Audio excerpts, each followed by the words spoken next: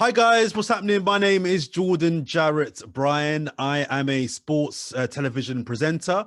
I also work on radio and YouTube too. But more importantly, I am a very, very proud ambassador for Mintridge. There we go, Mintridge, yeah. Mwah! And have been for many, many, many years.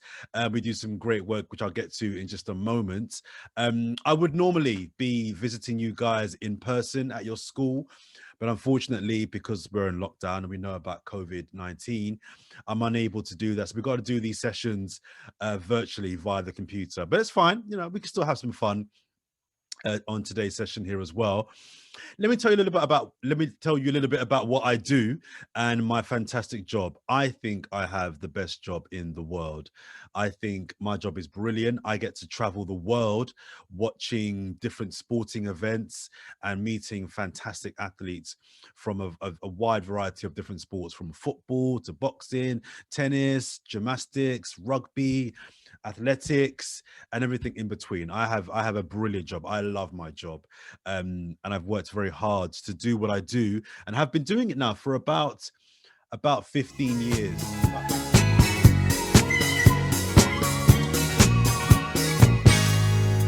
Well, it was really, really good building up to obviously Usain Bolt's big night, and we saw some world-class and it was more exciting and dramatic action inside the stadium.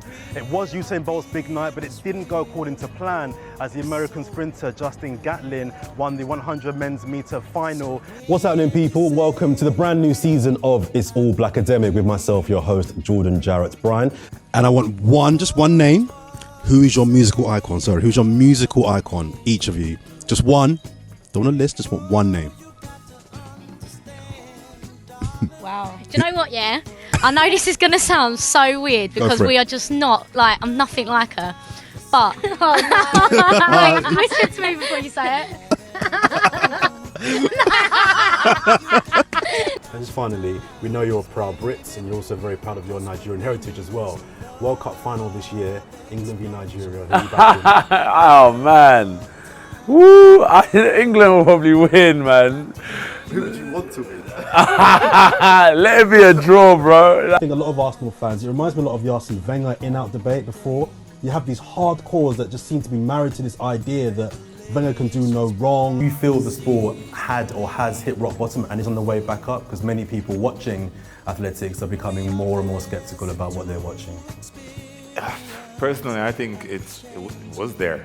You know what I mean? After scandal on Russia, I don't think it gets any worse than that. The first time I was compliant, but this time I was defiant. Officer said you have to go back. And then there was the physical struggle. I had one of the guards go around and tell other inmates. But para snowboarding is by far one of the most difficult. Blind football is something I have no experience of. But hey, England are good at it, so how hard can it be? Okay. Ready? Yeah. Well, actually, very hard. Did it seem like a man under pressure, Jordan? No, he didn't, but then he never really does look like a manager who's particularly stressed or under pressure. But if you're looking for a scorer, everything you need, he will score the 3 you need. We got the Lacazette. Everything he touches turns to gold.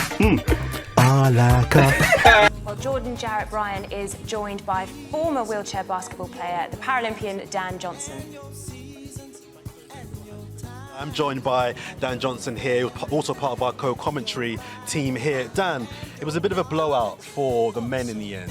What do you think it is about yourself that the British public love about you so much and warm to you? What is it about you, do you think? I've no idea. I asked myself the same question. So something you won't know about me, guys, is that I'm disabled. I have a disability. I have one leg. So when I was born, my right foot wasn't quite formed properly. So when I was 18 years old, they cut my foot off from the ankle down. And so since the age of 18 months, I've had plastic legs. Here's my spare plastic leg. I've got my leg on. Here's my spare leg. It's a bit dusty and a bit rubbish, but I don't often use it. I've had plastic legs, and that is how I got into playing wheelchair basketball, which I'll explain a little bit later on. But the reason why I mentioned that I have a plastic leg is because later on I'm going to talk about treating people with respect and equality. And one of the things that I think is important is that to treat people with disabilities like everybody else. And I'm sure most of you guys watching this now will know someone in your family or friends, maybe even in your school, who is in a wheelchair or has a hearing problem or is blind or has one arm or has another type of disability. And it's really, really, really important that you guys treat those people the same you treat everybody else, because they are no different to anybody else. They're no different at all. And all they want is to be treated like everybody else. So it's really important that you guys interact with those people and treat them like you would anybody else, because just because you might have a plastic leg doesn't mean that you're any less than anybody else. And if you have a disability, again, I'll echo that and say that just because you may have a disability, you may be in a wheelchair, you may have some disability, whatever it may be, I don't care.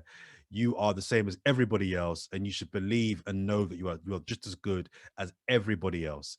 So treating everyone the same is very, very important, guys. And I really want you guys to remember that. And as you interact with people in your class or in your family, to do so. It's very, very important. So just to tell you a little bit more about what my job involves, as I mentioned, I get to go to various events across the UK and across the world. So I've been very lucky to cover football World Cups. I was in Russia 3 years ago for the World Cup. I've got to cover Wimbledon, Rugby World Cups, cricket test series. Yeah, it's done Six Nations. I've done boxing fights. I've done athletics championships.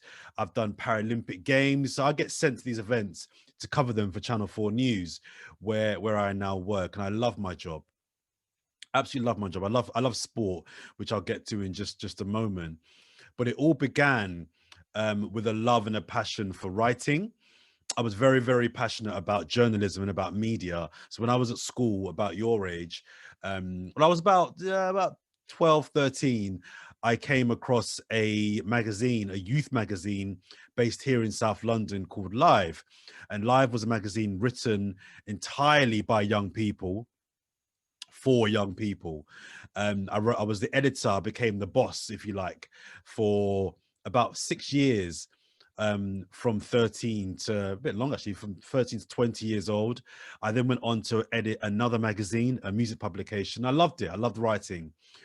But I realized my passion was really sports. Sports is what I loved doing, is what I loved watching. So I wanted to make the change to start writing about sports.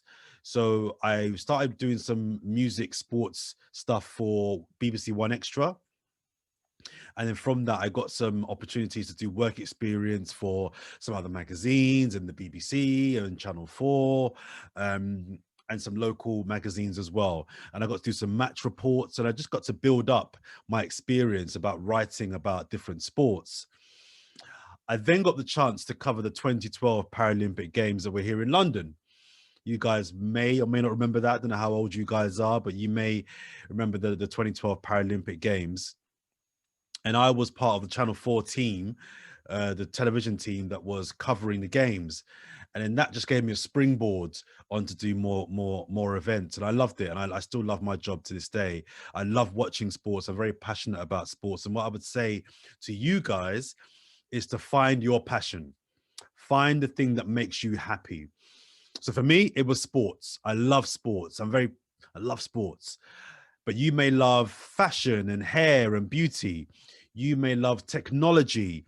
You may love books and reading. You may love cars, that sort of thing. Whatever your passion might be, find your passion and really do that thing.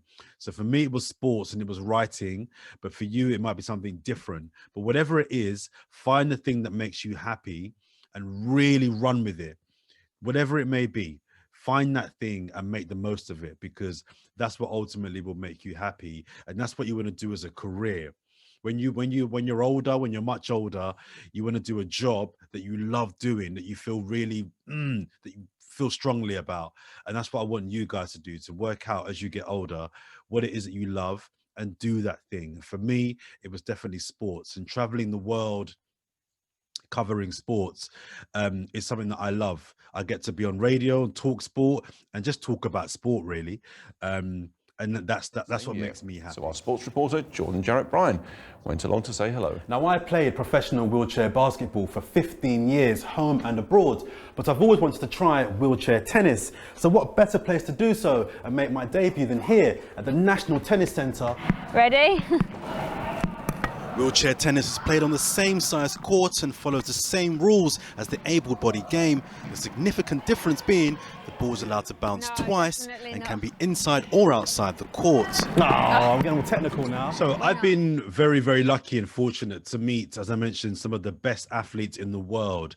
I've interviewed the likes of Andy Murray. I've interviewed Jessica Ennis-Hill. I've interviewed Usain Bolt. I've also met and spoke to the likes of Jose Mourinho and Anthony Joshua. I've interviewed a couple of times Mo Farah, Johnny Peacock, Johnny Wilkinson. Who else have I interviewed? Kelly Holmes, Denise Lewis, Eni Aluko. I've interviewed some phenomenal athletes. I've been very, very, very lucky. I'm still waiting to interview Serena Williams and LeBron James, but I'm quite confident that I will. I'll get those guys sooner rather than later. One of the things that we talk about in the Olympic and Paralympic circles are the Olympic and Paralympic values, and I'll run through a few of them and how they cross over into things that you guys should be aware of and you can treat in your daily lives. The first three are respect, excellence, friendship. So respect is very, very, very important when the Olympics is going on. It's a very, very important value to Olympians and Paralympians. It's treating everybody with the same respect you want people to treat you with. It's how you speak to people. It's how you treat people. It's how you are around people. That level of respect is very, very important in competition and sports. And I think you guys need to bear that in mind as well. It's very important about how you treat your mum, your dad, your brother, your sister, your classmates and your teachers. That respect is very, very important. You don't want to be disrespected, so don't disrespect anybody else. Next one, excellence. Olympic and Paralympic is about succeeding. It's about winning. It's about being successful, being the best that you can be.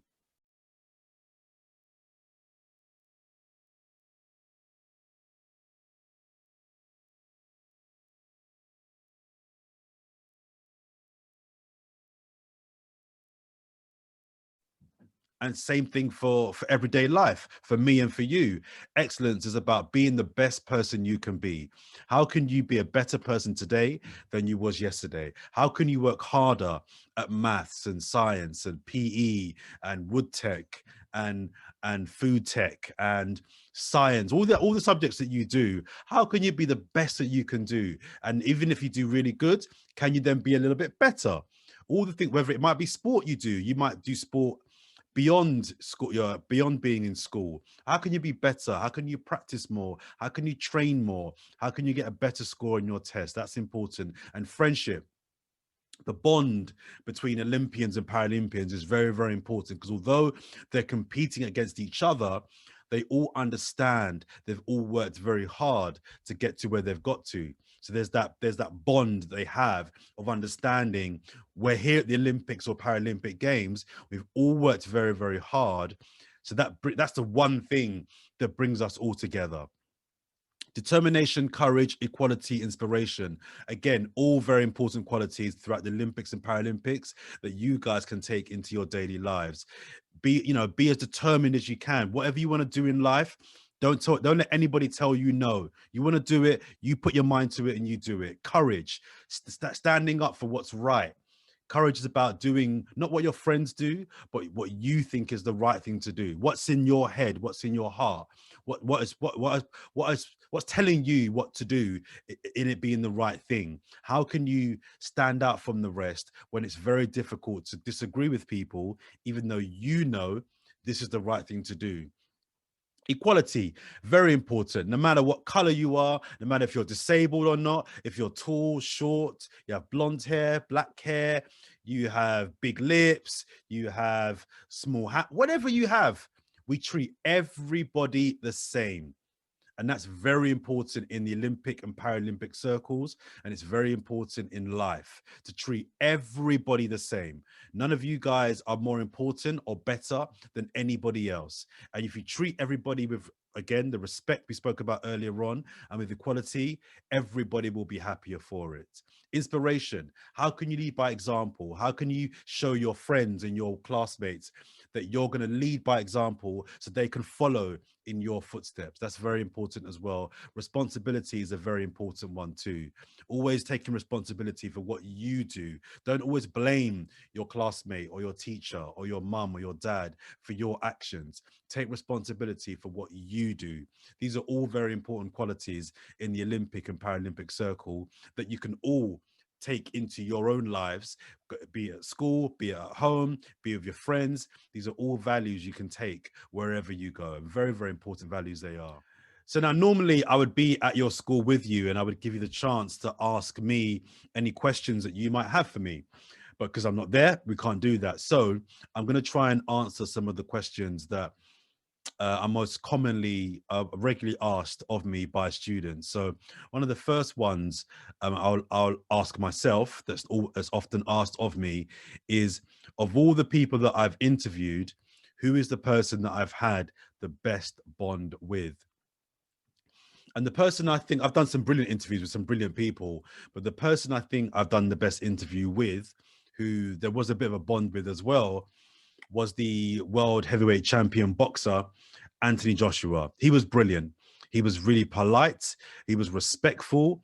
He was very generous with his time. He was engaging. He was funny, but he also spoke about some of the more important issues that I was asking him questions about. And just the way he treated everybody, going back to respect, the way he treated everybody was just very, very professional, but also very, very casual. He was very, very nice to everybody. He was funny and he was personable, and he had a bit of character about him as well. And that's somebody that I think I had the best interview with, who there was a bit of a bond there as well. We've kept in touch briefly, as well. So Anthony Joshua was the person I would say is the athlete that I've had the best interview with, who also I would say had a very, very good bond with too. Okay, so another question that I get asked is, how do I deal with nerves? And especially if you're a student in an exam situation, or if you're being tested, how do you deal with nerves in getting through those exams? And it's a question I get asked a lot because I work on live TV. So I'm talking to a camera to thousands and millions of people. And people often ask, don't you get nervous? And I'm quite lucky in that I don't really suffer from nerves too badly. Doesn't mean I don't make mistakes or mess up, but I don't really suffer from nerves. But what I say to people is, first of all, nerves is not a bad thing. Nerves are a natural feeling for any scenario where you're under a bit of pressure to deliver. So the first thing to understand is nerves, what you feel on the day of an exam or of a test or of a game, if you're playing sports, or if you have a test because you are, I don't know, learning to play an instrument. Those nerves are normal. They're normal. There's nothing weird or abnormal about it. It's very, very, it's what you should be feeling. The second thing I would say to nerves is, the way to deal with it is to take a deep breath, close your eyes, and just for a few seconds, just breathe and just breathe and just breathe. Just calm yourself, just relax before you go into taking that exam, or before you go onto the arena of sport. Just go into that arena as calm as you can. What you don't want to do is get nervous about being nervous. because then you start getting a bit more and then when you're nervous to that degree, you can't focus on the exam or the test or whatever it is you've got to do. So the physical things I would say is to just breathe, take a deep breath, and before you go into do what you got to do, just go into it as calm as you can. The third thing I would say to that as well about being nervous is, if you've done the work prior, whether it's rehearsals or the tests or the studying and revising, if you've done the work before, that knowledge should help you get through what it is you've got to get through, because you know you've done the work. You've done the work. The hard bit is doing the work beforehand. If you've not done the work, you've got a problem. But if you've done the work and you've revised and you've studied and you've practiced, remembering that will get you through, because you know what you got to do. You know the answers because you studied for the last 6 weeks or month or however long. You know the answers. It's about applying it on the day of the exam. So the first thing is understanding that nerves are normal. Second thing is breathe and relax. And the third thing is remind yourself you've done the work. You've done the hard bit. Now it's about doing it and putting it on paper and answering those questions. Another question I often get asked are my goals for this year. What are my goals for 2021? I mean, I have some professional goals, but the main goal for me, and this is important for you guys to understand as well, is just to be nice. I think we're living in a time where there's a lot of negativity, there's a lot of people being horrible to each other. I'm just trying to be nicer. How can I help more people? How can I be nicer, more respectful? How can I treat people better? Going back to the Olympic and Paralympic values, you know, how can I just be a better person, a better brother, a better son, a better work colleague, a better neighbor, a better friend? How can I be nicer to people? My big goal really is just about thinking more about other people. And my advice to everybody else that wants to kind of copy that is to just work on, how can I be a better, for you guys, a classmate? How could the person that I've been horrible to, why am I being horrible to that person? Just be nice. Just be, if you don't like that person, don't speak to them. Don't talk to them. That's fine. You haven't got to be horrible. Just be nice to more people. If everybody's more nicer this year, I think we will have a better world. And coming out of lockdown, I think it will make for a better country if we are more inclusive, more respectful, and just try to help people more and more. Because when we come out of lockdown and life gets back to normal, there's going to be a time to get used to the new normal, and I think that'll be a lot easier if we treat each other with a lot more kindness as well. So all the people in your class and your teachers and your parents and your family, just an ambition I would suggest to everybody is what I'm doing is just be nicer.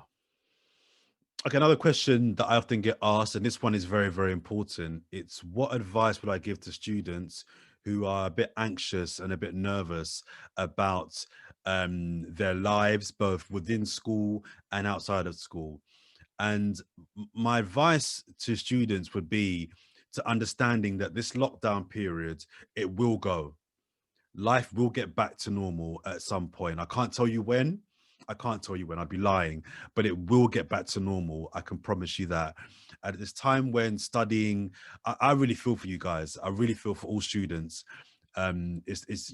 Nobody wanted or deserves this. And studying at this time online, I can't even imagine how difficult it must be. And also the social aspect of being a young person and not being able to see your friends physically and do the things that young people are supposed to do. I've got a lot of sympathy for you young people. But what I would say is keep hope. We will get through this. We will get back to normal. And we will get back to a life where we can engage with each other. We just got to have faith and belief that once we come through the other side of this pandemic, of this lockdown, that we can interact and hug and talk and be close to each other and be the friends and schoolmates and uni mates that we were before. In terms of studying, all you can do is your best. you've had it really hard this last year, as I mentioned, but all you can do is your best to keep studying, keep reading, do your best to try and stay focused. I know it's very, very hard. I know it's hard for everybody, but at this time, just continuing to believe that if you keep studying, if you keep going, at the other end of the tunnel, there will be light, and you will get the results and the rewards that your work deserves. So keep faith, keep believing, and keep working hard. Something I'd advise as well is to keep talking to each other. I think it's really important that you young people keep talking to each other, even if you can't see each other. Phone, voice notes on WhatsApps, FaceTime, Zoom, whatever. Keep in communication and keep in contact with each other, because you guys are going to get you guys through this. Yeah, you have to keep talking to each other. Also, as well, beyond schooling, try and involve yourself in creative things. So when you're not studying, try something fun. Try cooking a cake or a new meal. Try learning a new language. Try taking up a new sport. Try drawing, try writing, try singing, try dancing. Try different things that are going to keep your mind occupied and keep your creative energies really, really high. I would suggest that. So not just study all the time, read all the time. Try some fun things and keep in contact with each other, because that's what's going to really, I think, as a group of young people, get you through this period. Who's the person that I'm looking forward to interviewing the most? Serena Williams. Serena Williams, very simple. I have to, before she retires, interview the tennis star Serena Williams. I think she's fantastic. She's won all the Grand Slams, and we know about her record on the court. But I just think she's a phenomenal woman who stands up for the things that are right. Going back to courage earlier on, I think she's got bags of courage, and I find her fascinating. So Serena Williams is the athlete that I would love to interview more than anybody else. What is my favorite sporting moment or achievement?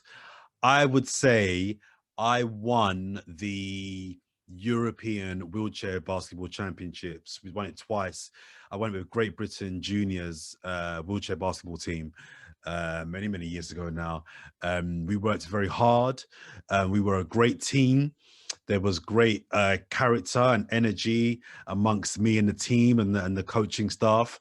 And I was very proud. Very proud of that. That was a big achievement for me sports-wise. So I would say twice winning the European wheelchair basketball European Championships would be, the biggest sporting moment for me. In terms of my best media achievement, as a journalist, I think my biggest high would be covering a World Cup. As a big football fan, I think you speak to anybody that works in football media, the pinnacle is covering a World Cup. And to get to go to Russia to cover the World Cup 3 years ago was something I was very proud of. Very proud of myself for that. I'd worked very hard to get to that point. So that was something that I think was a pinnacle. But also my first proper gig, a job in TV, was covering the 2012 Paralympic Games. And I'd probably put that on par, because that was just great, working on a home Paralympic Games, covering wheelchair basketball, a sport that I knew, with people that I knew in my home city. That was probably I'll probably put that on par with the World Cup. But the World Cup and the Paralympics in 2012 were the two media highs I've experienced, I would say. So I'll finish now on a question I get asked a lot, which is, what's the best piece of advice I've ever been given? And I'll give two quick ones. One is to not be afraid to fail.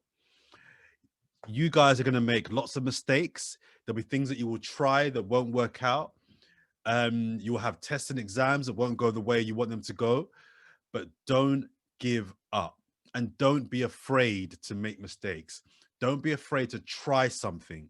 You try something, it doesn't work out. Nah, cool. You try something else, or you do it differently. But never, ever, ever don't do something because you're scared to fail. Never, ever be scared of failing, because failure is going to happen. You can't avoid it. It's going to happen at some point in life, in some point in your school life, uni life, work life, personal life. You're going to fail at something, but don't fear failing. Embrace it and learn from it. And the other bit of advice I would give is someone said to me is, going back to, I guess, my goal for this year is just being nice to people and respectful to people. You're going to learn as you guys get older and older and older. When you treat people a certain way, they treat you the same way back. Nobody wants to be treated horribly. Nobody wants to be called names or left out of things or treated poorly. But that only really can be said if you treat people well yourself. So what I would say to you guys is, treat everybody you encounter with respect and with dignity and the way that you want to be treated. Because some of those people down the line, as you get older and older, you're going to meet them and they may remember how you treated them. And if you treated them badly, they will treat you badly. If you treated them well, they will treat you well. So my best bit of advice is, treat people how you want to be treated. And if you do that, I think you'll go very, very far. You'll go very, very far. I wish you all the best. It's gonna be an interesting year, but I really have faith that you guys can come through it well. I'm sorry I can't be there with you guys today, but hopefully when the pandemic goes, I can come to your school and meet you in person, and we can have some workshops and some fun and some games, and we can do it properly next time. But in the meantime, be good to each other and take care of each other. See you later. Bye.